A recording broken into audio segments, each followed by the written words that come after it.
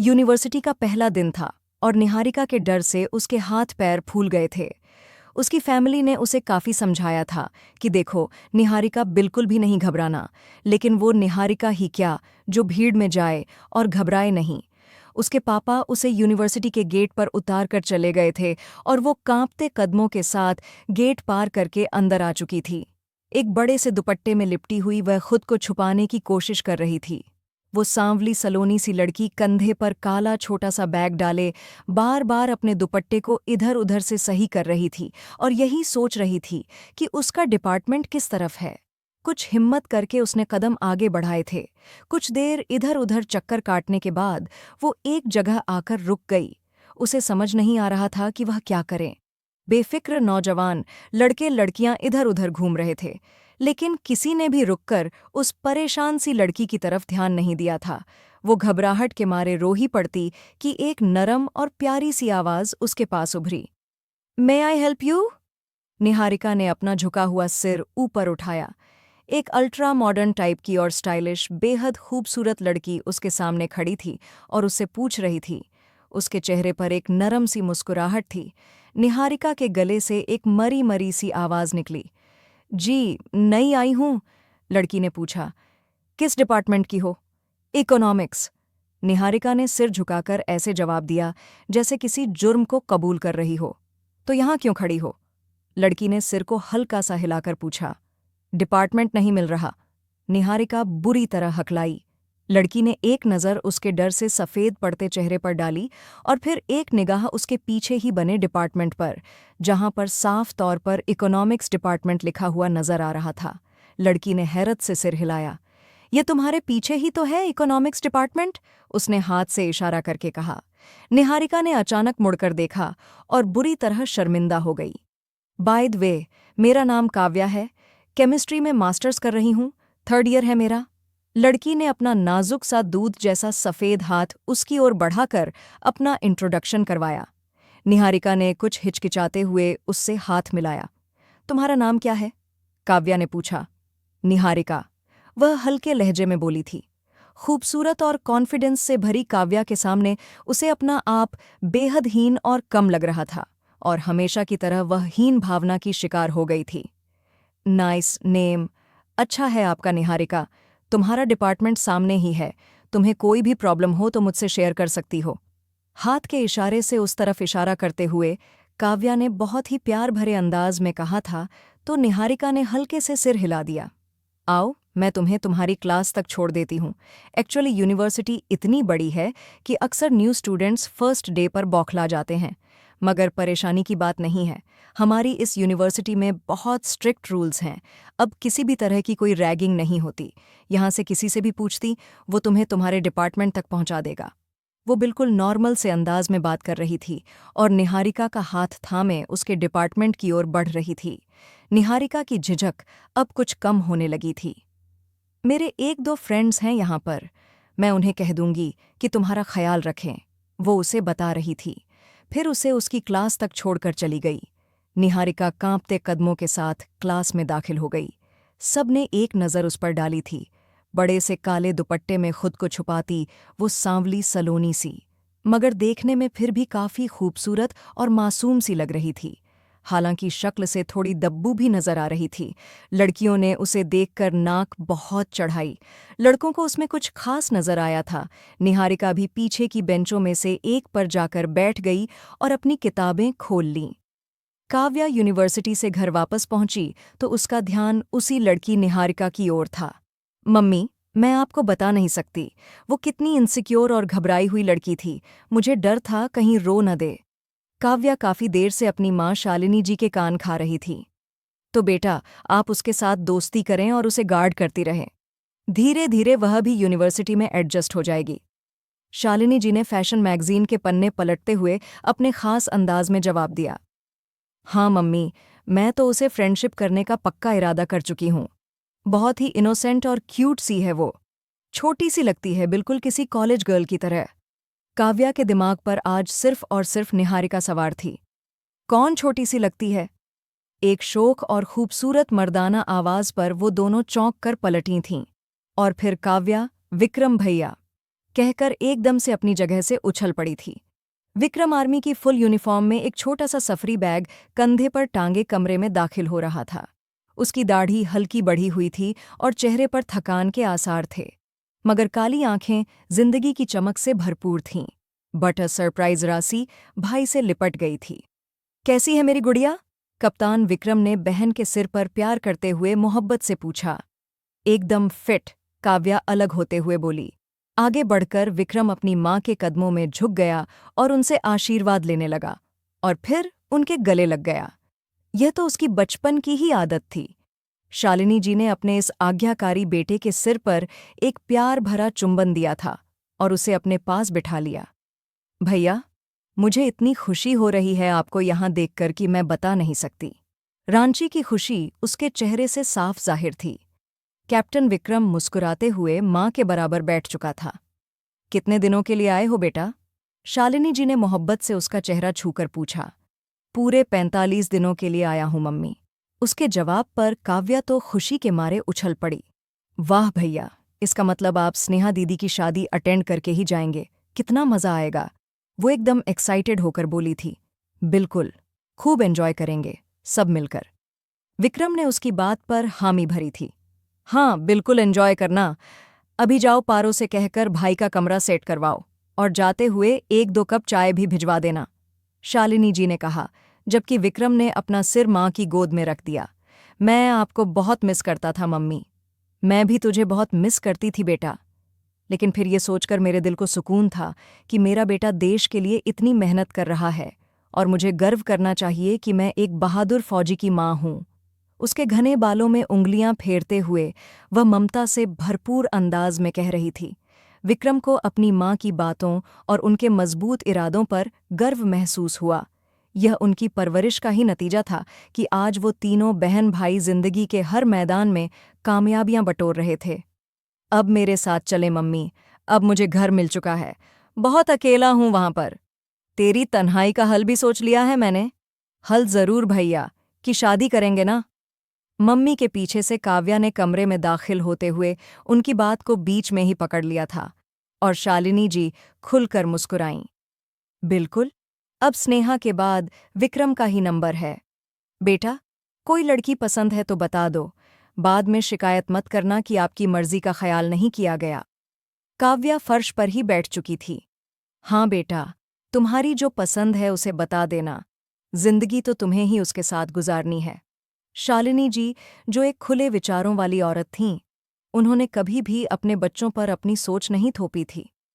पसंद तो कोई नहीं है मम्मी, लेकिन अगर कोई पसंद आई तो सबसे पहले आपको ही बताऊंगा, विक्रम ने संजीदगी से जवाब दिया। वैसे भैया, आपको किस तरह की लड़कियां पसंद हैं? काव्या ने जासूसी वाले अंदाज में पूछा था। एकदम शर्मीली टाइप, जो गैर मर्दों की निगाहें अपने ऊपर हराम समझे, जो खुद को सिर्फ और सिर्फ अपने पति के लिए सहेज कर रखें। इससे ज्यादा मुझे कुछ नहीं चाहिए। बिना किसी हिचकिचाहट के उसने अपने मन की बात अपनी बहन और माँ के सामने रख दी थी। यह क्या बात हुई भैया? बस एक ही क्वालिटी, यानी लड़की शर्मीली होनी चाहिए? गुड़िया, शर्म एक ऐसा जेवर है जो हर लड़की के पास होना चाहिए। इस एक क्वालिटी में सारी क्वालिटी आ जाती है, क्योंकि शर्म खूबसूरती, सादगी और खुश रखने की कला होती है। सब कुछ समेटे होती है। वो न जाने किन ख्यालों में डूबकर बोला था और फिर उठकर खड़ा हो गया। मैं फ्रेश होकर आता हूँ, कहता हुआ वह कमरे से बाहर चला गया। अरे, तुम्हें जाना नहीं है? असाइनमेंट में निहारिका को उलझे देखकर काव्या पूछ बैठी। बस भाई का मैसेज आया था, वह आने वाला है। अब निकल नहीं रही थी? निहारिका धीरे से बोली। चलो फिर साथ ही चलते हैं, काव्या ने उठते हुए कहा, तो वो भी अपना बैग कंधे पर डालते हुए उठकर खड़ी हुई। वो दोनों साथ साथ पार्किंग एरिया तक आई थीं। आओ तुम्हें मम्मी से मिलवाऊं? काव्या ने उसे कहा। नहीं यार, अभी नहीं। वो एकदम से काफी ज्यादा घबरा चुकी थी। अरे आओ ना यार, मम्मी तुम्हें खा नहीं जाएंगी। आज उसकी माँ उसे पिक करने आई थी और काव्या निहारिका को अपनी माँ से मिलवाने की जिद पर अड़ी थी। फिर वो उसे खींचती हुई गेट से बाहर आई और एक काले रंग की मर्सिडीज के पास जाकर रुकी। काव्या ने गाड़ी के शीशे पर हल्की सी दस्तक दी। राशि इतनी देर गाड़ी का शीशा नीचे हुआ था। फिर एक खूबसूरत मर्दाना आवाज निहारिका के कानों में टकराई। हालांकि उसने गाड़ी में बैठे इंसान को नहीं देखा था, क्योंकि वह काव्या के पीछे खड़ी थी। हाँ, बस हम बातें कर रहे थे मम्मी। मम्मी, नमस्ते आंटी, वह मुश्किल से बोली थी। शालिनी जी ने मुस्कुराकर उसे देखा और वो मासूम सी लड़की के गाल को प्यार से छू गई। नमस्ते बेटा, कैसी हो आप? काव्या बहुत जिक्र करती हैं आपका, उन्होंने प्यार भरे अंदाज में कहा। निहारिका का चेहरा गुलाबी हो गया। मम्मी, ये मेरी सबसे प्यारी दोस्त है, काव्या ने उसका हाथ दबाकर एक्साइटेड लहजे में कहा। निहारिका हल्के से मुस्कुराई, मगर उसकी मुस्कुराहट में भी हीन भावना की हल्की झलक थी। अरे, यह विक्रम भैया अंदर बैठे क्या कर रहे हैं? काव्या गाड़ी की तरफ बढ़ी और झुककर अंदर झांका। विक्रम भैया, मेरी बेस्ट फ्रेंड खड़ी है और आप इधर बैठे हैं। आखिरकार मैनर्स नाम की भी कोई चीज होती है। उसने अपने भाई को बुरी तरह लताड़ा तो क्या करूं? 21 तोपों की सलामी दूं तुम्हारी बेस्ट फ्रेंड को? उसने दबी हुई गुस्से भरी आवाज में पूछा। जवाब में काव्या ने उसे घूर कर देखा तो वह ओके कहते हुए गाड़ी से बाहर आ गया। शालिनी जी निहारिका से बातें कर रही थीं। वो भी धीरे धीरे कुछ कह रही थीं और तभी विक्रम भी शालिनी जी के पास आकर खड़ा हो गया। निहारिका, ये मेरे विक्रम भैया हैं और भैया ये मेरी बेस्ट फ्रेंड निहारिका, काव्या ने इंट्रोडक्शन करवाया। निहारिका ने नज़र उठाकर सामने खड़े विक्रम को देखा। काली पैंट और सफ़ेद शर्ट में वो लंबा कद और खूबसूरत हैंडसम इंसान था। निहारिका ने अचानक अपनी नज़रें झुका लीं। निहारिका, कैसी हो आप? विक्रम ने एक फॉर्मल सी मुस्कुराहट के साथ पूछा। जी, ठीक हूँ। निहारिका ने अपने दुपट्टे का कोना उंगली पर लपेटते हुए माथे पर आए पसीने को साफ करते हुए धीरे से जवाब दिया था। उसकी आवाज़ भी हल्के हल्के कांप रही थी और उनकी नज़रें एक पल के लिए उसके चेहरे पर ठहर गईं। धूप की वजह से निहारिका ने अपना दुपट्टा सिर पर डाल रखा था, फिर भी गर्मी और धूप की वजह से उसका हल्का साला रंग गुलाबी होने लगा था। वो बेहद प्यारी लग रही थी। ऊपर से उसके चेहरे पर ऐसी मासूमियत और पवित्रता थी कि एक पल में ही विक्रम की नज़रें झुक गईं। चल मम्मी, और उन्होंने शालिनी जी से पूछा। हाँ हाँ निहारिका बेटे, आप किसी दिन हमारे घर ज़रूर आना, बल्कि ऐसा करो इसी शनिवार को आ जाना। इस शनिवार को हम सब मिलकर एक छोटी सी पार्टी रख रहे हैं अपने बेटे के आने की खुशी में, तुम भी उसमें शामिल हो जाना। शालिनी जी ने बड़े ही प्यार से कहा था। जी, उसने नज़रें झुकाते हुए छोटा सा जवाब दिया। विक्रम की मौजूदगी उसे बुरी तरह कंफ्यूज कर रही थी और विक्रम उसके घबराने पर दिल ही दिल में हैरान हो रहा था कि यूनिवर्सिटी में पढ़ने वाली कोई लड़की इतनी शर्मीली और आत्मविश्वास से खाली हो सकती है। हर सूरत में आना है तुम्हें, काव्या ने धमकी भरे अंदाज में कहा। निहारिका ने नज़रें उठाईं तो उसे सामने से अपने भाई रोहन की बाइक आती दिखी तो उसकी जान में जान आई थी। मेरा भाई आ गया, वो जल्दी से बोली। उसके चेहरे पर एकदम से राहत की लहर दौड़ गई थी, जिसे विक्रम ने गौर से देखा। ओके बाय, फिर मिलेंगे, काव्या ने उसके दाएं गाल को हल्के से चूमकर कहा। उसकी हरकत पर निहारिका का चेहरा गुलाबी पड़ गया। फिर वह शालिनी जी और काव्या को बाएं करते हुए बोली, मैं कोशिश करूंगी शनिवार को आपके घर आने की, और बिना विक्रम को बाएं किए तेज कदमों से चलती उस तरफ चली गई जहां उसका भाई खड़ा था। वे तीनों गाड़ी में बैठे और विक्रम ने गाड़ी स्टार्ट कर दी।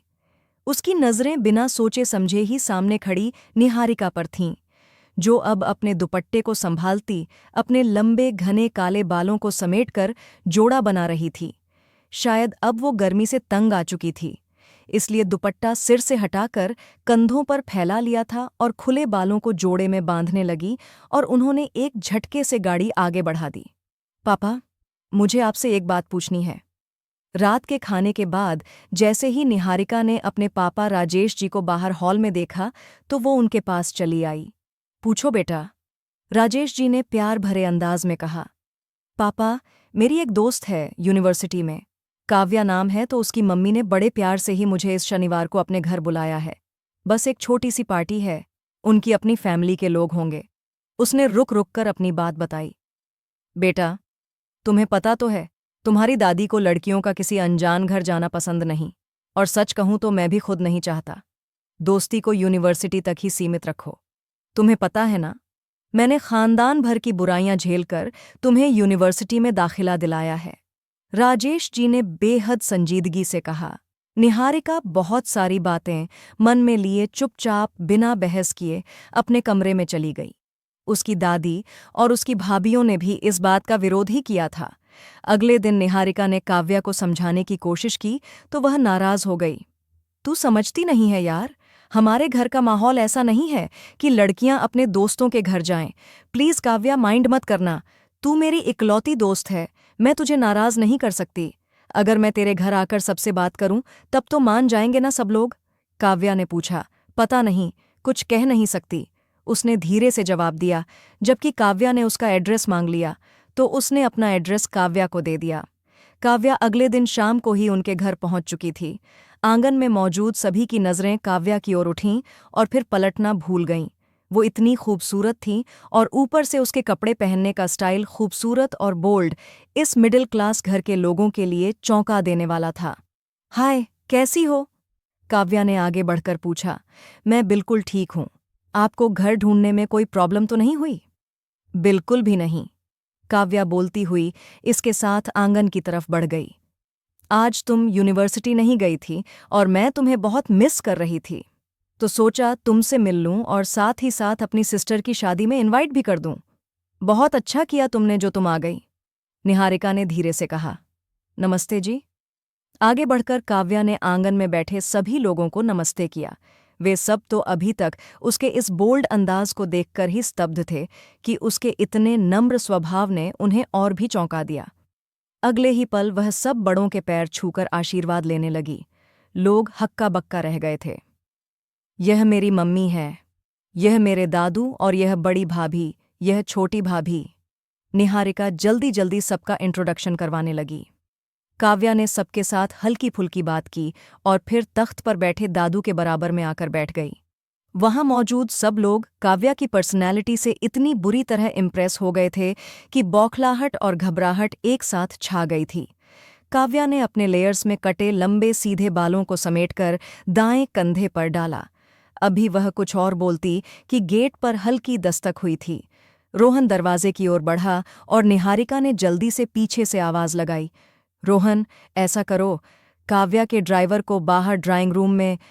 उसकी बात अधूरी ही रह गई थी क्योंकि दरवाजे से अंदर दाखिल होने वाला इंसान ड्राइवर नहीं बल्कि विक्रम था। काव्या हंसने लगी, जबकि विक्रम के चेहरे से साफ जाहिर था कि वह निहारिका के शब्दों को सुन चुका है। निहारिका शर्मिंदगी से बुरी तरह घबरा गई। मेरे भाई को ड्राइवर मत कहो यार, काव्या हंसते हुए बोली, जबकि विक्रम अब अंदर आ चुका था। वहां मौजूद सभी लोगों की नजरें उसकी तरफ उठीं और उनके लिए और उसके लिए तारीफ के भाव उभरे। ये मेरे भाई हैं आंटी, मेरे विक्रम भैया, काव्या ने उठते हुए कहा, जबकि विक्रम धीरे से चलता हुआ आंगन में आया। विक्रम ने शिष्टता से दादू और निहारिका की मां लक्ष्मी जी को नमस्ते किया। आई एम सॉरी, मुझे लगा काव्या तुम ड्राइवर के साथ आई हो, निहारिका ने काव्या के साथ बैठते हुए धीमी आवाज में कहा। इट्स ओके यार, काव्या ने लापरवाही से कहा। अरे भाई, बच्चों के लिए कुछ खाने पीने को लाओ, दादी ने आवाज लगाई। मैं सिर्फ अपनी बहन की शादी का कार्ड देने आई हूं आंटी। उसने अपने बैग में से एक खूबसूरत सा बिडिंग कार्ड निकालकर निहारिका की ओर बढ़ाया। आप सब लोग जरूर आना, और हाँ आंटी, कल शनिवार है ना, तो कल हमारे घर पर बस एक छोटी सी पार्टी है, तो प्लीज अब निहारिका को भेज दीजिएगा, उसने उठकर खड़े होते हुए कहा। अरे हाँ हाँ, जरूर आएगी, दादी ने जल्दी से कहा। सबसे मिलने के बाद वो वहां से निकलने लगी तो निहारिका से मिलते हुए बोली, अब कोई भी बहाना नहीं चलेगा। तुम्हारी दादी और दादू दोनों मान चुके हैं और बाकी सभी भी जरूर आना। और फिर शनिवार का दिन भी आ गया। निहारिका ने हल्के गुलाबी रंग का सादा सा लंबा फ्रॉक पहना था जिसकी आस्तीनें चूड़ीदार थीं। उसने अपने लंबे बाल सुलझाकर सूखने के लिए छोड़ दिए थे। उसी वक्त नेहा कमरे में दाखिल हुई। अरे, वो ग्रीन वाला फ्रॉक पहनती ना, ये तो इतना सिंपल सा है, वो कमर पर हाथ रखकर उसे ऊपर से नीचे देखकर बोली थी। शादी में नहीं जा रही मैं, बस एक छोटी सी पार्टी है, वह भी उनके अपनी फैमिली के लोग हैं, निहारिका ने नाक चढ़ाकर कहा। अरे, तो वह तुम्हारी दोस्त इतनी अमीर है, वहां जाकर देखना, उनके एक दो रिश्तेदार और होंगे, वो कितना बनठन कर आए होंगे, नेहा कहते हुए बिस्तर पर पैर फैलाकर लेट गई। मैं ऐसे ही ठीक हूं, वो धीरे से बोली। अच्छा बाबा, थोड़ा सा मेकअप तो कर लो, बिल्कुल फीका सलगम लग रही हो, निहारिका ने पलटकर आईने में खुद को देखा। बड़ी बड़ी काली आंखें, ऊंची नाक, छोटी सी नाक और कटावदार हल्के गुलाबी होंठ। वो आम सी होते हुए भी बेहद खूबसूरत लग रही थी। अच्छा, काजल ही लगा लो यार, नेहा ने फिर सलाह दी। निहारिका ने इस बार उसकी बात मानते हुए अपनी आंखों में हल्का सा काजल लगाया, होंठों पर हल्का सा गुलाबी लिप ग्लॉस भी लगा लिया और आईने के सामने से हट गई। फिर बेड से बड़ा सा गुलाबी दुपट्टा उठाकर कंधों पर डाल लिया। लंबे बाल अब भी गीले थे। तभी रोहन भागते हुए आया। दीदी, तुम्हारी दोस्त आ गई। तो वह जल्दी से कमरे से बाहर निकली। सबको बाएं बोलकर वह घर से निकल आई। गाड़ी एक आलीशान बंगले के सामने रुकी। काव्या के साथ चलते हुए वह दाएं तरफ के कमरे में दाखिल हुई, जो शायद टीवी लाउंज था। ऐसी की हल्की सी कूलिंग और एक सॉफ्ट सी खुशबू कमरे की फिजा में तैर रही थी। काव्या उसे वहां बैठने का कहकर चली गई। वो एक नरम से सोफे पर बैठ गई और आसपास निगाह दौड़ाई। बहुत खूबसूरत और बड़ा सा कमरा था। सामने वाली दीवार पर बड़ी सी एलसीडी लगी थी, जिस पर बिना आवाज के कोई न्यूज़ चैनल चल रहा था। निहारिका की आंखों में तारीफ उभर आई। पूरे घर में सन्नाटा था। लगता ही नहीं था कि यहाँ एक छोटी सी गेट टुगेदर होने वाली है। निहारिका थोड़ा रिलैक्स होकर बैठ गई थी और दुपट्टा एक कंधे पर रखते हुए अपने बालों को सुखाने लगी, जो अब भी हल्के हल्के गीले हो रहे थे। अभी वह अपने बैग से क्लचर तलाशने लगी कि अचानक विक्रम जल्दबाजी में अंदर आया और फिर उसे देखकर ठिठक गया। निहारिका भी घबरा कर खड़ी हो गई। अरे, आप कैसी हैं? उसने जल्दी से अपनी घबराहट पर काबू पाया और उनकी नज़रें अचानक उसके लंबे बालों पर फिसल गई थीं। घने काले बाल घुटनों से कुछ ऊपर तक थे और उसकी आंखों में तारीफ उभर आई थी। जी, मैं ठीक हूँ। वो उसकी नज़रों से बचती हुई जल्दी से अपने बाल पीछे करके दुपट्टा दोनों कंधों पर फैला चुकी थी। बैठ जाइए, खड़ी क्यों हैं? विक्रम ने प्यार से कहा तो वह बौखलाए हुए अंदाज में बैठ गई। विक्रम भी उसके सामने बैठ गया। आप काव्या के साथ आई थीं? जी। कहाँ है वो? वो किसी काम से गई है। वो सिर झुकाए धीमी आवाज में बोल रही थी। सांवली रंगत में गुलाबीपन की हल्की हल्की मिलावट उसके शर्म से चेहरे को बहुत खूबसूरत और मासूमियत दे रही थी। अच्छा, शायद किचन में होगी। एक्चुअली अभी कोई मेहमान नहीं आए ना। उसने अपनी एक दो कजिन्स और स्कूल कॉलेज के टाइम के एक दो फ्रेंड्स को भी इनवाइट किया है। वो हल्के फुल्के अंदाज में कह रहा था तो निहारिका ने सिर हिला दिया। वो उसके सामने बहुत कंफ्यूज हो रही थी। आप क्या पढ़ रही हैं? विक्रम ने धीरे से पूछा। निहारिका उसे कई बार बता चुकी थी कि वो मास्टर्स के फर्स्ट ईयर में है, मगर उसे याद नहीं रहा था क्योंकि वह तो मास्टर्स की स्टूडेंट्स लगती ही नहीं थीं। नहीं, मैं एमए कर रही हूँ। अच्छा, किस सब्जेक्ट में? इकोनॉमिक्स में। गुड, लेकिन आप मास्टर्स की स्टूडेंट नहीं लगती, काफ़ी छोटी लगती हैं आप। विक्रम खुद को रोक नहीं पाया था कहने से, जबकि निहारिका ने होंठ खींचते हुए सिर झुका लिया।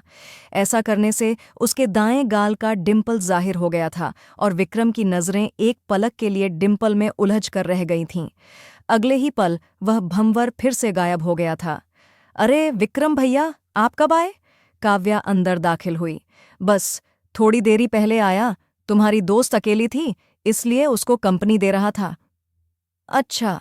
हालांकि उसके चेहरे से साफ जाहिर है कि उसे यह ड्राइवर की कंपनी बिल्कुल भी पसंद नहीं आ रही है। काव्या ने उसे छेड़ा। लेकिन मैं नर्स भी कोई चीज होती है ना। उसने उठकर खड़े होते हुए धीरे से कहा तो काव्या हंसने लगी, जबकि निहारिका ने सिर उठाकर उसकी ओर देखा। नीली जीन्स की पैंट पर बेदाग लाइट ब्लू शर्ट पहने वो बिल्कुल फौजियों के अंदाज में खड़ा, चमकती नज़रों और मुस्कुराते हुए होंठों के साथ उसे ही देख रहा था। एक पल को दोनों की नज़रें मिलीं और अगले ही पल उन चमकती आंखों की चमक को सहन न करते हुए निहारिका ने नज़रें झुका लीं। मेरी फ्रेंड को तंग मत करो भैया। मम्मी कह रही हैं जाकर बुआ और उनकी बेटियों को लेकर आओ। उनका ड्राइवर आज छुट्टी पर है। अच्छा, अगर उनका ड्राइवर छुट्टी पर है तो मैं उनका ड्राइवर बन जाऊं। यह अच्छी बात हुई। मैं छुट्टियां गुजारने आया हूं, ड्राइविंग करने नहीं। वो माथे पर बल डालकर बोला। ये सारी बातें आप मम्मी के सामने जाकर करें तब मैं जानूं। काव्या मज़े से बोली। जा रहा हूं भाई, क्या ज़माना आ गया है। इतने हैंडसम फौजी को ड्राइवर समझ लिया है लोगों ने। वो बड़बड़ाते हुए कमरे से निकल गया। काव्या हंसने लगी, जबकि निहारिका अपनी जगह चोर सी बन गई। वह जानती थी वह उसे ही सुनाकर गया है, पार्टी शुरू हो चुकी थी। काव्या ने काफ़ी लोगों से उसका इंट्रोडक्शन करवाया। फिर वह अपने मेहमानों में बिजी हो गई। वहाँ मौजूद सब लड़कियां और लड़के काफ़ी मॉडर्न टाइप के थे। इस पार्टी के हिसाब से उन्होंने हल्का फुल्का मेकअप भी कर रखा था और खूबसूरत स्टाइलिश कपड़े पहने थे। निहारिका का सादगी से भरा वजूद उनके आगे बिल्कुल फीका पड़ चुका था। निहारिका को वॉशरूम जाना था। उसने काव्या से पूछा तो वह उसे ऊपर वाले कमरे में ले आई और थोड़ी देर में आने का कहकर चली गई। निहारिका ने सुकून से अपने बाल सुलझाए, फिर वॉशरूम में जाकर हाथ मुंह धो लिया। अभी वह अपना चेहरा साफ कर रही थी कि कमरे का दरवाज़ा खुला और काव्या का नाम लेता हुआ कोई दाखिल हुआ। पीछे देखा, तभी कमरे में विक्रम दाखिल हुआ। वो पूरी तरह शर्मिंदा होकर वह बाहर हो गया। आई एम सॉरी, मुझे नहीं पता था कि आप इधर हैं। वो सफाई देने के अंदाज में वापस जाने को पलटा। सुनिए, वो एकदम बोली। जी, आई एम सॉरी, मैंने जानबूझकर आपको ड्राइवर नहीं कहा था। सिर झुकाकर शर्मिंदगी से बोली। विक्रम ने हैरानी से उसकी ओर देखा। गुलाबी फ्रॉक में मासूम सी लड़की के चेहरे पर खास चमक और मासूमियत फैली हुई थी। उसी चमक ने उसके आम से चेहरे को बहुत खूबसूरत बना दिया था। इट्स ओके, मुझे बुरा नहीं लगा था आपके कमेंट का, वो खुले दिल से बोला। मुझे लगा आपको बुरा लगा था। उसने अपनी बड़ी बड़ी पलकें उठाकर इस बार विक्रम को देखा था। काजल से भरी लाइट ब्राउन आंखों में सिर्फ शर्म की दास्तान थी। मुझे बिल्कुल बुरा नहीं लगा। इनफैक्ट मैं तो काफ़ी एंजॉय कर रहा था आपकी बात को, विक्रम ने हल्की सी मुस्कान के साथ कहा। तभी काव्या एक नौकरानी के साथ अंदर दाखिल हुई। नौकरानी के हाथों में खाना था। काव्या, मेरा लैपटॉप कहाँ है? विक्रम ने कहा। अरे वह तो माँ के रूम में है। यह कहकर उसने नौकरानी से कहा, अच्छा पा, हमें चाय भी यहीं दे जाना। अच्छा विक्रम भैया, मम्मी आपको बुला रही थीं। वह बेड पर बैठते हुए बोली तो वह एक नज़र निहारिका पर डालकर चला गया। चलो यार, खाना खाते हैं, कसम से भूख के मारे बुरा हाल है। काव्या बेड पर बैठ गई। खाने के बीच वो दोनों हल्की फुल्की बातें करती रहीं। शाम का वक्त हो चुका था। मेहमान एक एक करके जा रहे थे और तभी काव्या को निहारिका के जाने का ख्याल आया। मम्मी, ड्राइवर तो बुआ को छोड़ने चला गया? शालिनी जी से पूछा तो वह भी परेशान हुई। हाँ बेटा, ड्राइवर तो चला गया। तो मम्मी, निहारिका को कौन ड्रॉप करेगा? तो बेटा, ड्राइवर का इंतज़ार कर लो। अरे नहीं मम्मी, इसके दादू ने बोला था कि अंधेरा होने से पहले घर आ जाए, और अब तो वैसे भी काफ़ी देर हो चुकी है। मम्मी, मैं ऐसा करती हूँ, मैं निहारिका को खुद ही ड्रॉप कर देती हूँ। नहीं बेटा, स्नेहा की सास का फ़ोन आया था, वो कुछ ही देर में आ रही हैं। टेलर के पास जाना है, विक्रम से कह दो, वो अपने कमरे में ही है। शालिनी जी ने कहा तो वह एकदम भागती हुई विक्रम के कमरे में आई। वो लैपटॉप सीने पर रखे आराम के अंदाज में लेटा था। विक्रम भैया, निहारिका को घर छोड़ आइए प्लीज, ड्राइवर बुआ को छोड़ने चला गया है। तो ड्राइवर आधे घंटे तक आ जाएगा। विक्रम की नज़रें अब लैपटॉप पर थीं। आधे घंटे तक तो वह बेचारी टेंशन ले लेकर बेहोश हो जाएगी। प्लीज़ विक्रम भैया, उठ जाइए, उसके घर का माहौल बहुत स्ट्रिक्ट है। अगर ज्यादा लेट हो गई तो फिर उसे कभी भी कहीं जाने की इजाज़त नहीं मिलेगी। काव्या ने विनती करने वाले अंदाज में कहा तो वह तिल मिलाकर उठ बैठा। आ रहा हूँ। कप्तान विक्रम से ड्राइवर विक्रम बनाकर रख दिया है तुम लोगों ने। मैं बाहर गाड़ी में बैठा हूँ, जल्दी आओ। वह चिड़चिड़ाता पल भर में मेन डोर से बाहर निकल गया। काव्या निहारिका को लिए बाहर आई और ड्राइविंग सीट पर वो बैठा हुआ था। ओके बाय निहारिका, मतलब तुम नहीं चलोगी?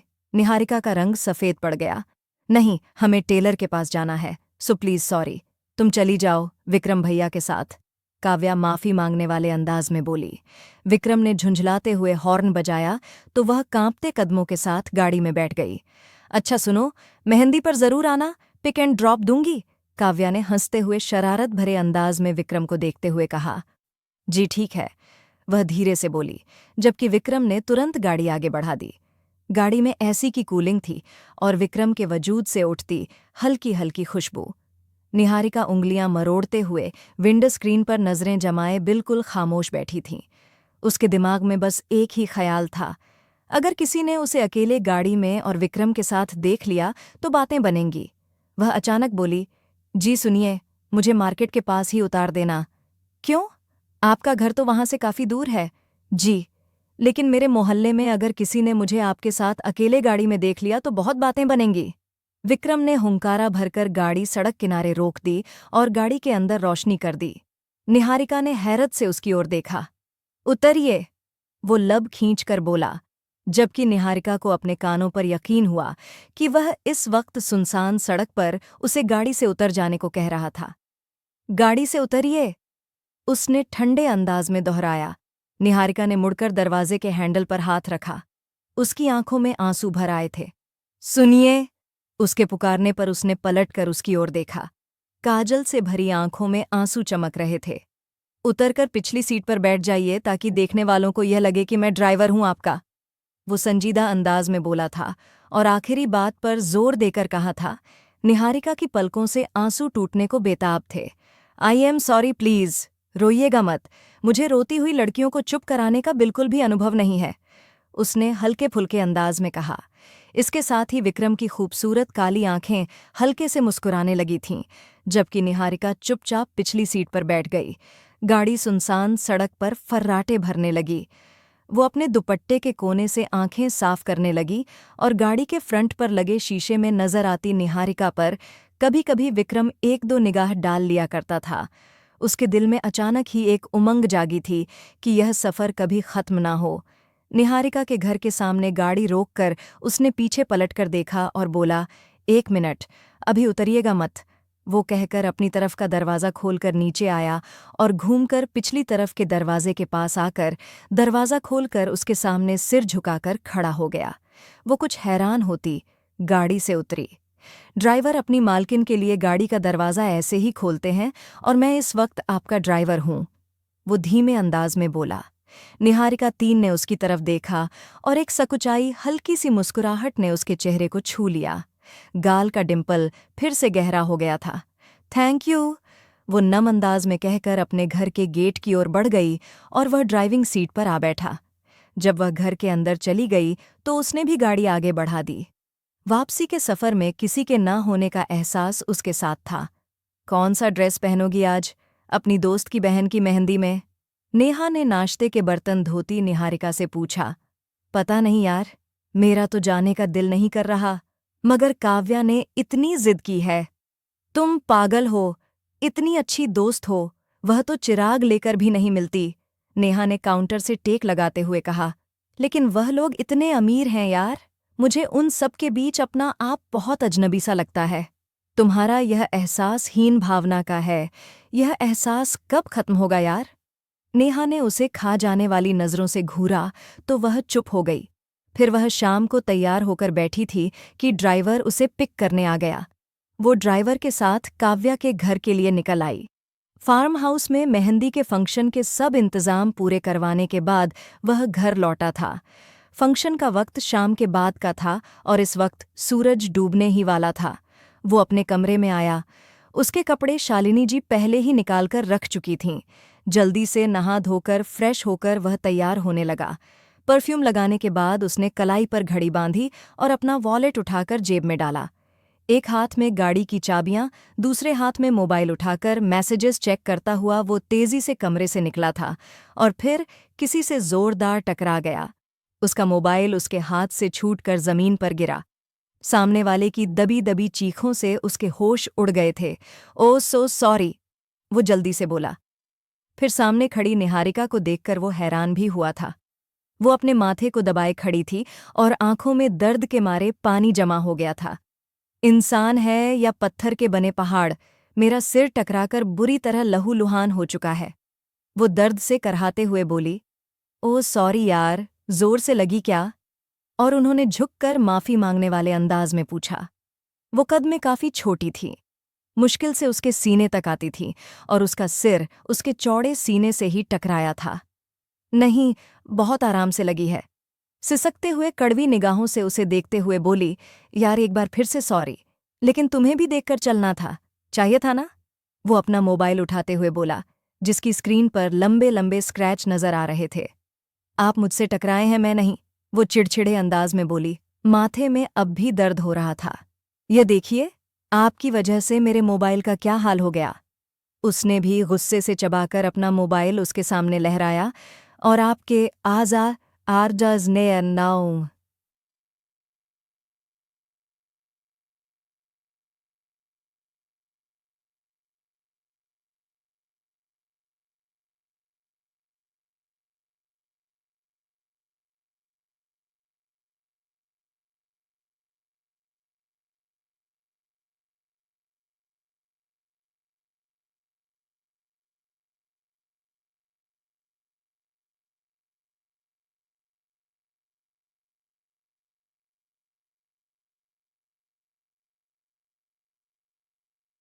टकराने से मेरे माथे का हाल हुआ है, उसका क्या? वो कड़वे अंदाज में बोली, और यह बात सही थी। उसके माथे पर हल्का लाल निशान साफ नजर आ रहा था। गलती तो खैर आपकी भी है। वो कंधे उचकाकर बेपरवाही से बोल पड़ा तो वह गुस्से से पैर पटकती चली गई। विक्रम भी काव्या के कमरे की ओर बढ़ चुका था। दरवाज़ा खुला हुआ था। वो दरवाजे के पास ही रुक गया। काव्या ड्रेसिंग टेबल के सामने खड़ी अपने मेकअप को आखिरी टच दे रही थी, जबकि निहारिका बेड के किनारे रूठी रूठी सी बैठी थी। काव्या, कैमरा चार्ज कर लिया था ना? और उन्होंने अंदर दाखिल होते हुए पूछा। हाँ, वो बेड साइड टेबल पर पड़ा है। वैसे कैमरे का क्या करना है? अपना फोटोग्राफर नहीं होगा क्या? काव्या अपनी लिपस्टिक का शेड चेक करते हुए बोली थी। यार होगा, मगर मुझे खुद पिक्चर्स बनाने का शौक है। कहते हुए बेड साइड टेबल से कैमरा उठाते एक शरारती सी मुस्कुराहट निहारिका की ओर उछाली थी और वह पीठ मोड़कर बैठ गई। जल्दी से रेडी होकर आओ, सब गाड़ियां जा चुकी हैं। मैं सिर्फ 15 मिनट वेट करूंगा। वो काव्या से कहकर कमरे से निकल गया। निहारिका उसके जाते ही आईने के सामने आकर खड़ी हुई और अपने माथे पर जाहिर होता निशान देखने लगी। काव्या, जो अपना मेकअप पूरा कर चुकी थी, उसकी ओर देखने लगी। यह देखो, मीरा ने उसकी तरफ अपना माथा किया। अरे, यह क्या हुआ? तुम्हारे भाई से टक्कर हुई थी। उसका मोबाइल पहले मेरे सिर पर बजा और उसके बाद तुम्हारे भाई का वो चौड़ा फौलादी पत्थर जैसा सीना। वो मुंह बनाकर बोली, जबकि काव्या जोर से हंसने लगी। अच्छा चलो, मुंह मत बनाओ, हल्का सा मेकअप कर देती हूँ, तुम्हारा यह निशान छुप जाएगा, काव्या ने कहा। फिर उसके ना करने के बावजूद भी उसका हल्का सा मेकअप कर दिया। निहारिका ने अपने बालों को जुड़े में लपेटा, दुपट्टा अच्छी तरह खुद पर डालकर काव्या के साथ बाहर पोर्च तक आई। काव्या फ्रंट सीट पर बैठी, जबकि निहारिका पिछली सीट पर बैठ गई और गाड़ी चल पड़ी। विक्रम भैया, आपने निहारिका को टक्कर क्यों मारी? काव्या ने मजाक के अंदाज में पूछा। तौबा तौबा, भला मैं इतनी बड़ी गुस्ताखी कर सकता हूँ? असल में हम दोनों अचानक ही एक दूसरे से टकरा गए थे। क्यों निहारिका, यही हुआ था ना? वो शरारती मूड में था। वो कुछ नहीं बोली, जबकि मुंह फुलाए बैठी रही और खिड़की से बाहर देखने लगी। फंक्शन में काव्या की और भी दोस्तें आई हुई थीं। उनमें से एक दोस्त निहारिका, जो उसके कॉलेज टाइम की थी, वो और उनके कुछ ज्यादा ही करीब होने की कोशिश कर रही थी। और यह देखकर पता नहीं क्यों निहारिका को बिल्कुल भी अच्छा नहीं लग रहा था। दिल में जैसे सन्नाटे उतर रहे थे। नहीं, तुम उस इंसान के बारे में नहीं सोच सकती। वो कभी तुम्हारा नहीं हो सकता। तुम कहाँ जमीन की खाक और वो आसमान का चांद। उसके दिल ने उसे याद दिलाया और फिर वो बाकी फंक्शन बड़ी मुश्किल से गुजार पाई। वहां से घर वापस आई तो सामने एक तूफान खड़ा था। उसकी बुआ घर पर मौजूद थी। उसे देखते ही वह उठकर ऊंची ऊंची आवाज में चिल्लाने लगी। अरे, हमारे घर में कभी ऐसा हुआ था कि आधी आधी रात को लड़कियां घर से बाहर रहें और फिर ड्राइवर के साथ घर लौटें? बहुत खुली छूट दे दी है भैया ने। यह ना हो किसी दिन तुम्हारे सारे सपनों पर खाक डाल दें, फिर सिर पकड़कर बैठे रहना। इस जैसी लड़कियां जब अपने कदम बाहर रखें तो कब बहक जाएं, कुछ पता नहीं चलता। मैं आपसे अपने देवर के रिश्ते की बात कर रही थी ना। अब विजय चाहता है कि यह शादी इसी महीने हो जाए। अरे, मेरे देवर ने तो जब से इसे गाड़ियों में आते जाते देखा है, तब से ही वह बेचारा परेशान है। आज मुझे बताया कि आधी रात को यह घर से बाहर थी। मैं तो भागी भागी चली आई। अब बस बहुत हो गया। ये दोबारा मुझे बाहर जाती हुई दिखाई ना दे और आप जल्द से जल्द शादी की तैयारियां करें, क्योंकि शादी 1 महीने के अंदर अंदर होगी। 1 महीना काफ़ी है आप लोगों को दहेज वगैरह तैयार करने के लिए। बस शादी की तैयारी के साथ साथ दहेज की भी तैयारी करते रहना। दहेज की लिस्ट मैं आपको दे दूंगी। वह लगातार बोलती जा रही थी और सब लोग नजरें झुकाए बैठे थे। निहारिका को तकलीफ हुई थी कि किसी ने भी आगे बढ़कर उसका साथ नहीं दिया था। वो रोती हुई वहां से अपने कमरे में जाकर पूरी रात रोती रही। रोते रहने की वजह से अगली सुबह वो बुखार में तप रही थी और शायद विजय जैसी गिरी हुई सोच वाले इंसान से शादी करने का डर भी उसके दिमाग पर बुरी तरह सवार था, जिसने उसे झंझोड़ कर रख दिया था। आज स्नेहा की बारात थी और विक्रम सुबह से काफ़ी बिजी था। होटल में सारे इंतजाम वहीं देख रहा था। कुछ देर बाद बारात भी आ चुकी थी, मगर जिसका इंतजार था वह अभी तक नहीं आई थी। उसने कितनी बार दरवाजे की ओर देखा था कि शायद वह आ जाए। फिर वो पलटा और तेजी से ब्राइडल रूम की ओर बढ़ा। दरवाज़ा लॉक करके अंदर दाखिल हुआ तो स्नेहा और काव्या सेल्फी ले रही थीं। बहुत प्यारी लग रही है मेरी गुड़िया, वो स्नेहा का माथा चूमते हुए बोला। थैंक यू भैया, अब आप भी जल्दी से मम्मा को बहू दे दें। वो मुस्कुराकर बोली, हाँ बहुत जल्दी, भगवान ने चाहा तो। वो हल्का सा मुस्कुराया और फिर काव्या का हाथ थामकर बाहर ले गया। काव्या, तुम्हारी दोस्त क्यों नहीं आई? कौन सी वाली? वो हैरानी से बोली, वही जो मासूम सी है, क्या नाम था उसका? हाँ निहारिका, वो जल्दी से बोला। नहीं वो नहीं आई, दरअसल मैंने फ़ोन किया था। उसकी माँ ने बताया कि उसे बहुत ज़्यादा बुखार है तो वो नहीं आ सकती। मैंने बात भी की थी उससे, उसे तो बात भी नहीं हो रही, उसकी आवाज़ बुखार की वजह से कांप रही थी। निहारिका ने बताया तो उसके अंदर जैसे बेचैनी सी बढ़ने लगी। चलो अच्छा ठीक है, वो धीरे से बोला और फिर बाहर मेहमानों को अटेंड करने चला गया। मगर उसका दिल न जाने क्यों उदास था। विदाई के वक्त जब वो लोग घर लौटे तो उसने कपड़े चेंज कर लिए, सोफे पर बैठकर अपना सिर पीछे की ओर टिका दिया और उसी के बारे में सोचने लगा। फिर 3 दिन लगातार गुजर चुके थे और वो आज दोस्तों के साथ घूमने चला गया था। जब वो वापस आया तो काव्या तैयार हो रही थी। तुम कहीं जा रही हो? उसने हैरानी से पूछा। भैया, आज निहारिका की मंगनी है तो वहीं जा रही हूं। उसके बाद विक्रम को ऐसा महसूस हुआ कि पूरा आसमान उसके सिर पर गिर पड़ा है। क्यों? इतनी जल्दी मंगनी? कुछ हुआ था क्या? नहीं, मुझे नहीं पता। वो तो बस उसकी बहन का फ़ोन आया था कि उसकी मंगनी है और उसकी बहन पार्लर जाने नहीं चाहती, तो आकर मैं उसे तैयार कर दूं। उसने मुझे यह भी नहीं कहा कि मेरी मंगनी पर आ जाना। पता नहीं क्या बात है। काव्या जवाब देती हुई बोली, बेटा, हमारा ड्राइवर तो नहीं जा सकता क्योंकि उसकी पत्नी की तबीयत खराब है और वो उसे हॉस्पिटल लेकर गया है। तो तुम गाड़ी चला लोगी? शालिनी जी ने अंदर आते हुए पूछा। चला लूंगी मम्मी, मगर फिर आप ही रोइएगा, यहाँ ना मार देना, वहाँ ना मार देना। वो सिर खुजलाते हुए बोली। अच्छा चलो छोड़ो, विक्रम आ गया है ना, ये हमें ले जाएगा। शालिनी जी ने पत्थर की तरह जमे खड़े विक्रम से कहा तो वह चुपचाप अपने कमरे की ओर बढ़ गया। दिल में गहराई से सन्नाटे उतरने लगे थे। कुछ देर बाद ही वो लोग निहारिका के घर पहुंचे। बाहर आंगन में ही मेहमानों के बिठाने का इंतजाम किया गया था। वे लोग अभी बैठे ही थे कि किसी औरत के चिल्ला चिल्लाकर बोलने की आवाज़ें आने लगीं। अरे ये क्या इंतजाम किया है तुम लोगों ने? किसी होटल में नहीं कर सकते थे क्या? अरे ऐसा लग रहा है जैसे किसी मरण में आ गए हैं। अरे मेरे इकलौते देवर की मंगनी हो रही है, क्या इज्जत रह जाएगी मेरी ससुराल में? आप लोगों को तो मेरा धन्यवाद करना चाहिए, मेरा आभारी होना चाहिए कि आपकी मामूली शक्ल सूरत की काली कलूटी बेटी से अपने देवर की शादी करवा रही हूं, वरना तो दिल ही नहीं मान रहा था। मैंने अपनी सास को तो जैसे तैसे मनाया है। और हाँ, एक बात कान खोलकर सुन लो, शादी पर मुझे और मेरी सास को 2 तोले के झुमके चाहिए। वह बनवा लिए हैं ना आपने? वह औरत चिल्ला चिल्ला कर बोल रही थी और उसके बोलने के अंदाज और बातों से साफ समझ आ रहा था कि वही निहारिका की बुआ है। कितनी घटिया औरत है, तौबा तौबा। अरे अपने ही भाई के घर में इस तरह की बातें कर रही है।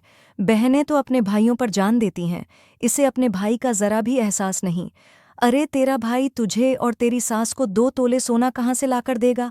पता नहीं मैंने क्या खाकर तुझे पैदा किया था, जो मेरे घर तुझ जैसी डायन बेटी पैदा हुई, जो अपने ही भाई के घर में डाका डालना चाहती है। अरे अपने ही अपनों के काम आते हैं और कोई दहेज और सोना नहीं मिलेगा। मेरा बच्चा सारी जिंदगी मेहनत करता रहा, पहले बहनों की शादियां करवाई और अब बेटियों की बारी है। जिंदगी भर उसने सुख की सांस नहीं ली और आज भाई का साथ देने की बजाय अपनी ससुराल का साथ दे रही है। तू तो डायन है, डायन। निहारिका की दादी अपनी बेटी की बातें बर्दाश्त न कर पाई और बुरी तरह फट पड़ी। वहां पर एक जंग सी शुरू हो गई। सब लोग दिलचस्पी से देख रहे थे। मैं अब अपने देवर का रिश्ता यहाँ नहीं करूंगी, उसके लिए लड़कियों की कमी नहीं है। मैं भी देखती हूँ आपकी काली कलूटी बेटी को कौन सा शहजादा ब्याहने आता है और कौन उसे दहेज के बिना लेकर जाता है। अरे ऐसी शक्ल को तो कोई लाखों में भी लेकर ना जाए। बुआ ने फिर से जहर उगला। बस, बहुत हो गया। मैं अपनी बेटी बेच नहीं रहा जो ऐसी बातें कर रही हो। शर्म आनी चाहिए, अपनी ही भतीजी के बारे में इस तरह की बात कर रही हो। भगवान ने तुम्हें बेटी दी होती ना तो तुम्हें बेटियों के दुख मालूम होते। राजेश जी ने इस बार कड़क अंदाज में कहा, मगर उनके लहजे में आंसुओं की नमी थी। हाँ हाँ, मैं ही बुरी हूँ। तो बस खत्म करें, फिर यह सब बातें जहाँ करना है ना, अपनी बेटी का रिश्ता करें। मैं भी देखती हूँ कौन लेकर जाता है इसे। वो औरत बोली तो विक्रम को बर्दाश्त न हुआ। वो एकदम से उठा। अंकल, अगर आप इजाज़त दें तो मैं आपकी बेटी से शादी करना चाहता हूँ और इस दुनिया को बताना चाहता हूँ कि ज़रूरी नहीं बेटियों के घर दहेज और पैसों से बचते हैं। ये नसीब की बात है और भगवान जिसके नसीब में जो लिखता है उसे वही मिलता है। उसकी बात पर शालिनी जी और काव्या एकदम हैरान हुए। बेटा, ये वक्त जज्बाती बातों का नहीं है। तुम ऐसे किसी भी लड़की से शादी कैसे कर सकते हो? शालिनी जी ने धीरे से पूछा। माँ, मैं बहुत सोच समझकर यह फैसला कर रहा हूँ और जिस तरह की पवित्र और शर्म की मूरत में ढली मैं लड़की चाहता था, मेरा वही है और मैं इससे शादी दिलो जान से करना चाहता हूँ, लेकिन आपकी इजाज़त भी मुझे चाहिए। वह अपनी माँ के कदमों में बैठते हुए बोला। सब लोग हैरत से मुंह खोले देख रहे थे। फिर शालिनी जी हल्के से मुस्कुराईं और सिर हाँ में हिला दिया। कुछ ही देर में जहां मंगनी होने जा रही थी, अब वहां शादी का इंतजाम हो गया था, क्योंकि वह अब और देर नहीं करना चाहता था। सीधे सीधे निहारिका को अपना बनाकर वो उसे यहां से लेकर चले जाना चाहता था। काव्या तो बहुत ज्यादा एक्साइटेड हो गई थी। उसे तो यकीन ही नहीं आ रहा था, मगर निहारिका एकदम पत्थर बनी बैठी थी। निहारिका के माँ बाप भाई बहन बहुत ज्यादा सुकून से और खुश दिखाई दे रहे थे, मगर दूसरी तरफ बुआ चीखती चिल्लाती वहां से निकल गई थी। अगर आपकी इजाज़त हो तो मैं विदाई अभी इसी वक्त चाहता हूँ। दरअसल मेरी 20 दिन के बाद वापसी है, तो मैं काफ़ी समय के बाद वापस आता हूँ, लगभग 2-3 महीने के बाद। इसलिए मैं इससे पहले ही शादी करके निहारिका को अपने साथ ले जाना चाहता हूँ। विक्रम ने राजेश जी से कहा। लेकिन बेटा, कुछ लेन देन तो होना ही चाहिए ना। इस तरह कैसे बेटी को खाली हाथ विदा कर दूं? लोग क्या कहेंगे कि बोझ थी हम पर। राजेश जी ने कहा। अंकल, खराबी बताऊं कब पैदा होती है? जब हम लोगों की आंखों से देखते हैं और कानों से सुनते हैं। ये लोग आपकी ना खुशी में खुश हो सकते हैं, ना ही आपके गम में उदास। इसलिए लोगों की फिक्र करना छोड़ दीजिए। वो अपने खास अंदाज में मीठे मीठे बोलता हुआ राजेश जी का दिल मोह ले गया। तुम्हारे जैसे बेटे हो तो कभी कोई अपनी बेटियों को बोझ ना समझे और ना ही उन्हें विदा करते हुए डरे। राजेश जी ने हाथ जोड़ते हुए कहा, तो जल्दी से उसने उनके जुड़े हुए हाथ अपने हाथों में थाम लिए थे। कुछ ही देर में उन दोनों की शादी हो गई और उसे विदा करवाकर वह अपने घर पहुंच चुका था। स्नेहा को खबर दी गई तो वह भी भागी भागी चली आई। वो भी खुश थी कि उसके भाई की शादी हो गई, लेकिन इस बात का दुख सबको था कि इतनी सादगी से यह शादी हुई थी। स्नेहा और काव्या उसे लेकर कमरे में आईं और वहां बिठाने के बाद वापस चली गईं। वो उनके जाने के बाद उठी और ड्रेसिंग टेबल के सामने जाकर अपना रूप देखने लगी। सांवली सी रंगत में इस वक्त वो कोई चांद सी दुल्हन तो नहीं लग रही थी, मगर वह काफी अच्छी लग रही थी। लेकिन जो उसकी झोली में चांद डाल दिया गया था, उसके सामने तो शायद वो कुछ भी नहीं थी। कुछ देर के बाद दरवाज़ा नॉक हुआ, साथ ही विक्रम अंदर दाखिल हुआ। वो मुस्कुराता हुआ उसके ठीक पीछे आकर खड़ा हो गया। जब उसने निगाहें उठाकर सामने मिरर में देखा तो अपने आप को और भी कम पाया। सफ़ेद शर्ट में विक्रम इस वक्त बहुत खूबसूरत लग रहा था, जबकि वह दुल्हन के खास ड्रेस में भी बहुत आम सी लग रही थी। दिमाग में हीन भावना का एहसास फिर से भरने लगा। वो बिना जवाब दिए उसकी साइड से होकर जाने लगी तो विक्रम ने उसके बाजू थाम लिए। अरे, किधर जा रही हो? बैठो, बातें करते हैं। विक्रम ने उसे खींचकर अपने करीब करते हुए गंभीर अंदाज में कहा, तो वह एक झटके से खुद को छुड़ाते हुए उससे दूर हो गई और विक्रम के चेहरे पर हैरत के भाव उभर आए। क्या हुआ? तुम ठीक तो हो? तुम्हें मैं ठीक लग रही हूं, क्योंकि शादी आपने मुझसे दुनिया को दिखाने के लिए की कि आप बहुत महान इंसान हैं, जिसने मुझ जैसी आम सी लड़की को चुन लिया, वो भी बिना किसी डिमांड के। होने वाले मंगेतर ने मुझे ठुकरा दिया और आप आगे बढ़कर शादी के लिए तैयार हो गए। कोई ड्रामा चल रहा था क्या कि आपको हीरो बनकर अपनी हमदर्दी दिखानी थी? सबकी नज़रों में महान बनना था कि देखो, इस मासूम बेबस लड़की को मैं अपना रहा हूं। वो तो जैसे गुस्से के मारे फट पड़ी थी। तुम गलत समझ रही हो निहारिका, ऐसी बात नहीं है। मैं ये सब किसी हमदर्दी में नहीं कर रहा, बल्कि वो उसका हाथ थामकर एक्सप्लेन करना चाहता था, मगर वह एक झटके से अपना हाथ छुड़ाकर पीछे हो गई। दूर रहकर बात कीजिए मुझसे। मुझे किसी भी बात में बहलाने की कोशिश मत कीजिए। मैं अच्छी तरह से अपनी औकात जानती हूँ। वो हथेली से अपने आंसू साफ करते हुए वॉशरूम की ओर बढ़ गई। वो उदास अफसोस करता हुआ वहीं सोफे पर बैठ गया। मुझे आते ही उसके साथ इस तरह बिहेव नहीं करना चाहिए था, वो अपने मन में सोचने लगा। वो इंसान जिससे उसकी शादी टूटी, शायद वो उसे चाहती होगी। चाहे कुछ भी हो, किसी लड़की का शादी टूट जाना कोई मामूली बात नहीं होती। इसलिए मैंने उसे और दुख दिए। इसलिए मैंने उसे जाने बगैर अपने कदम उसकी ओर बढ़ा दिए। वह अपना माथा मसलते हुए सोचने लगा। कुछ देर बाद वह बाहर आई और फिर बेड पर करवट लेकर लेट गई। वो सिर झटक कर उठकर कपड़े चेंज करने लगा और वापस आया तो शायद वह सो चुकी थी या फिर सोने का नाटक कर रही थी, मगर वह भी चुपचाप दूसरी साइड पर लेट गया। लेकिन दिल बहुत अजीब सा हो रहा था। अगली सुबह आंख खुली तो निगाह अचानक ही उस दिशा में गई जहां पर वो अपने लंबे सिल्की बालों को सुलझा रही थी। हल्के येलो कलर के सूट में उसकी सांवली रंगत दमक रही थी। वो चलता हुआ उसके पास आया तो उसने अपनी लंबी पलकें उठाकर उसे देखा और फिर उसके साइड से होकर गुजरने लगी। आई एम सॉरी, मुझे रात को आते ही इस तरह तुमसे फ्री नहीं होना चाहिए था। वो उसके चेहरे पर निगाहें टिकाकर बोला तो वो सिर झटक कर अपने बाल समेटने लगी। कुछ देर के बाद वो नाश्ता करने नीचे आए तो सब लोग उनका इंतजार कर रहे थे। हंसी मजाक के बीच सबने नाश्ता किया था, मगर वो गुमसुम सी सबके बीच बैठी हुई थी। अरे बेटा, तुम भी कुछ बोलो ना, मैं तो तुम्हें कभी आज तक बोलते नहीं देखा। शालिनी जी ने कहा। सॉरी आंटी, मैं कम ही बोलती हूँ, वो धीरे से बोली। अरे बेटा, अच्छी बात है कम बोलना, लेकिन इतना भी कम नहीं कि हम तरस जाएं तुम्हारी आवाज सुनने के लिए। शालिनी जी ने हंसते हुए कहा तो वो धीमा सा मुस्कुरा दी। भैया, अब इसकी स्टडी का क्या होगा? काव्या ने पूछा तो वह भी संभल कर निगाह से उसकी ओर देखने लगी। हाँ, स्टडी तो जरूरी है, मगर मैं चाह रहा था जयपुर में ही इसका एडमिशन करवा दूं। वो सुकून से बोलता हुआ उसे बेसुखून कर गया था। रिसेप्शन किस दिन का रखना है? स्नेहा ने पूछा। मेरे ख्याल में वीकेंड पर रख लें, क्योंकि मुझे अगले ही दिन वापस जाना है। तो सब लोगों ने उसकी बात पर सिर हिला दिया। घर में स्नेहा और काव्या की फरमाइश पर ढोलकी रखी गई थी। वे निहारिका को सादगी से विदा करके अपने घर ले आए थे, लेकिन अब अपने तरीके से शादी को सेलिब्रेट करना चाहते थे। अपने सब रिश्तेदारों को बताना चाहते थे कि उनके बेटे की शादी हो चुकी है। हर वक्त हल्ला गुल्ला रहता था, मगर उन दोनों में अभी तक किसी तरह का कोई रिश्ता नहीं था। वो जब कमरे में आता तो वह सो रही होती थी और उसके उठने से पहले ही कमरे से बाहर चली जाती। वो इस सारी सिचुएशन से काफी ज्यादा झुंझला गया था।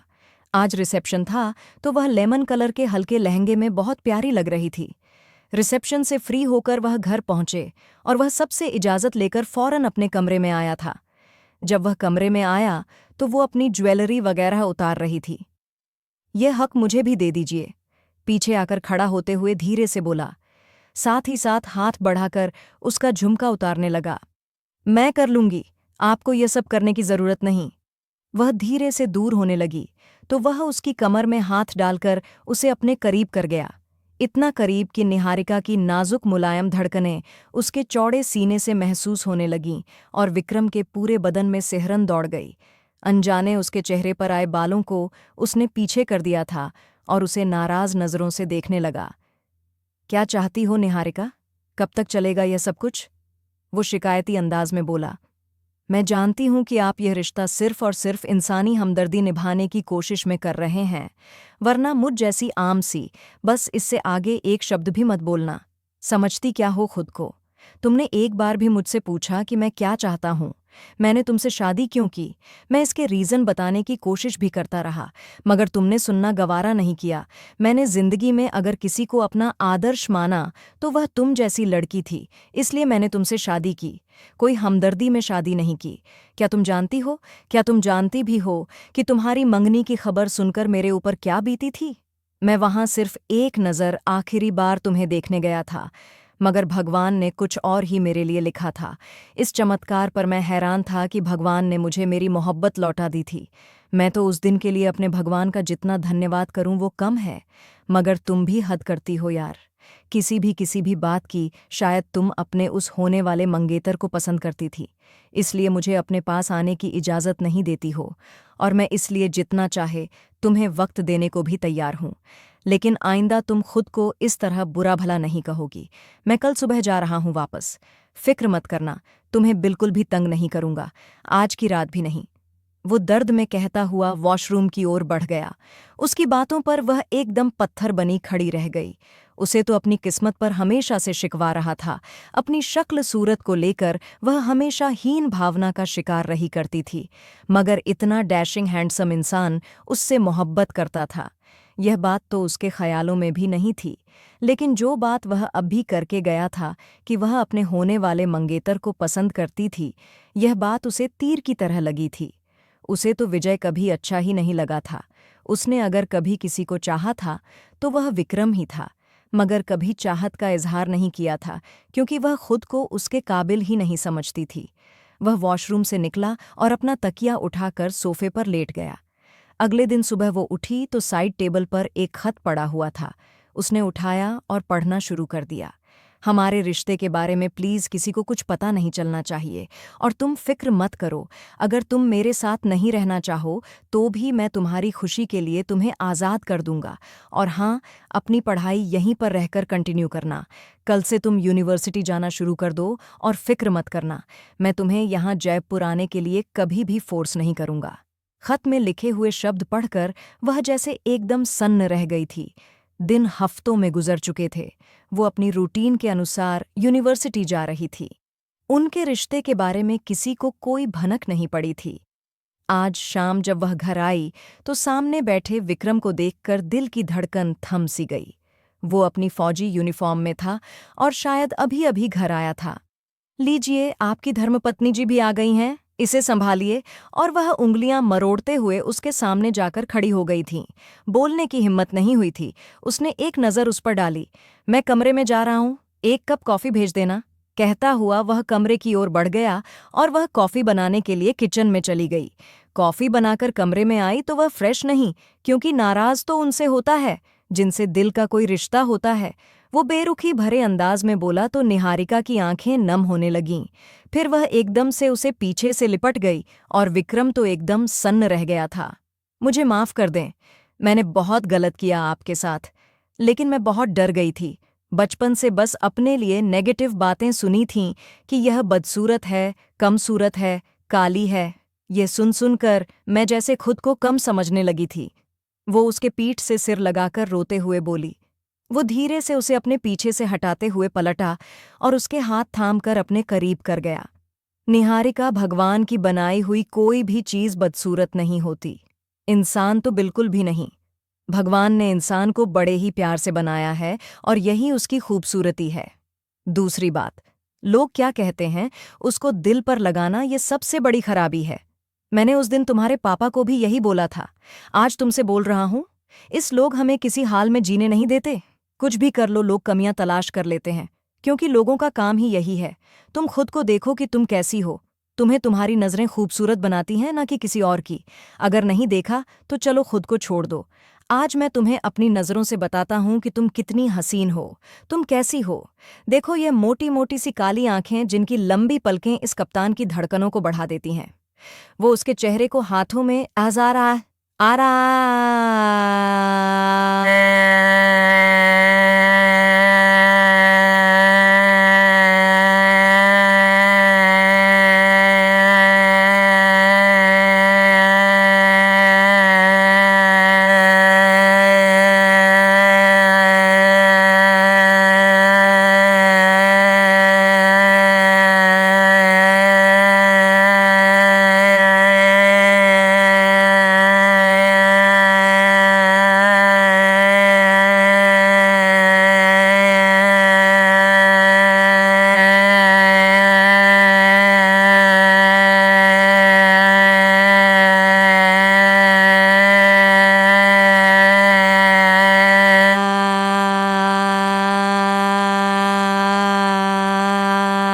भरते हुए खुमारी भरे अंदाज में बोला।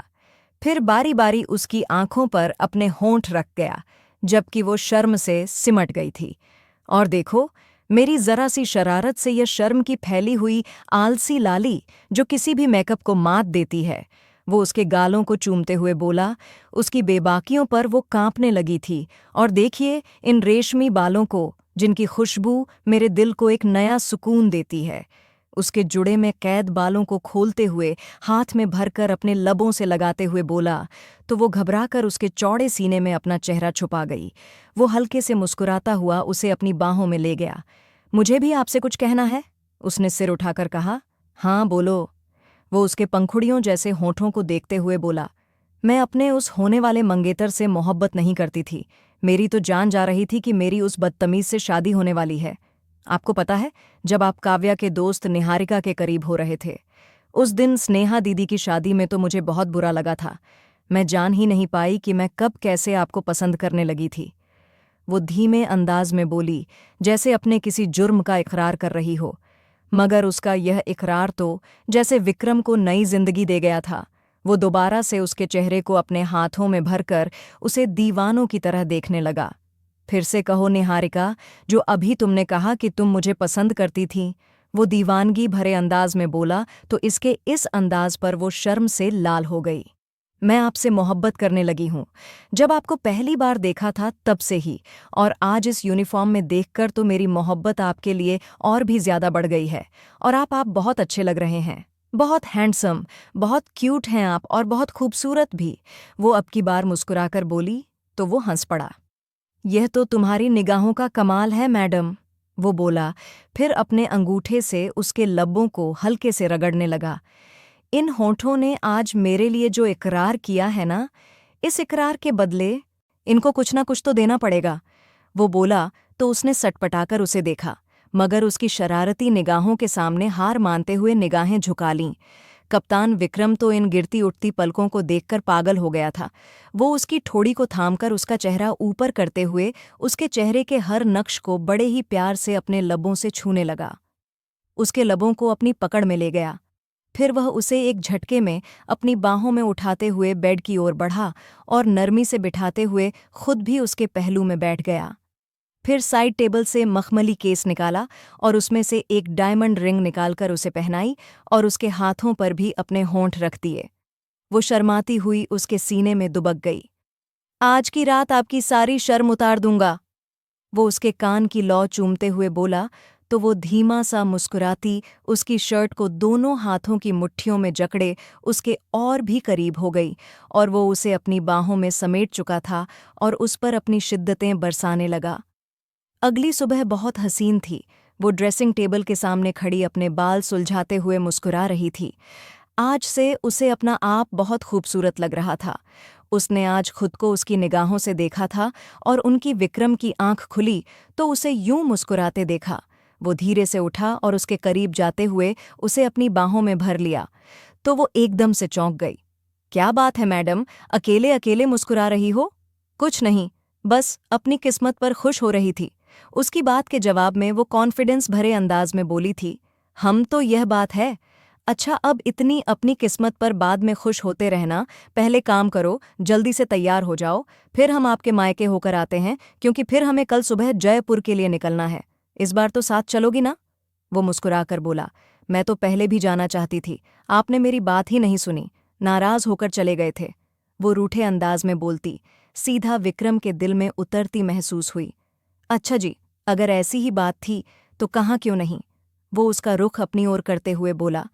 आपसे डर लग रहा था, बहुत गुस्से में थे आप, वो मुंह लटकाकर बोली, तो वो हल्के से मुस्कुराते हुए अपने होंठों से उसके गालों को छू गया और वो शर्माती हुई उसके सीने से लग गई। फिर वो उसे तैयार होने के लिए कहकर वॉशरूम चला गया। कुछ देर के बाद वह फ्रेश होकर नीचे आई और शालिनी जी को बताने के बाद वो उसकी फैमिली से मिलने चले गए। सब लोग उन्हें देखकर काफी खुश हुए थे। उसकी फैमिली और उनके सामने उसकी फैमिली विक्रम के सामने बिछी जा रही थी। उनकी मोहब्बतें देखकर वह बस मुस्कुरा रहा था। फिर सबसे इजाज़त लेकर शाम को वो लोग घर वापस आए और फिर जयपुर जाने की तैयारियां करने लगे। अगले दिन सुबह सुबह वो लोग जयपुर के लिए निकल गए थे, जिंदगी के एक नए सफ़र की ओर, जहां सिर्फ और सिर्फ खुशियां उनका इंतज़ार कर रही थीं। दोस्तों, कहानी अच्छी लगी हो तो कमेंट करके ज़रूर बताएं, और हाँ, हमारे चैनल को सब्सक्राइब करना ना भूलें और नोटिफिकेशन बेल के ज़रूर दबाएं ताकि अगली वीडियो सबसे पहले आपको मिले। धन्यवाद।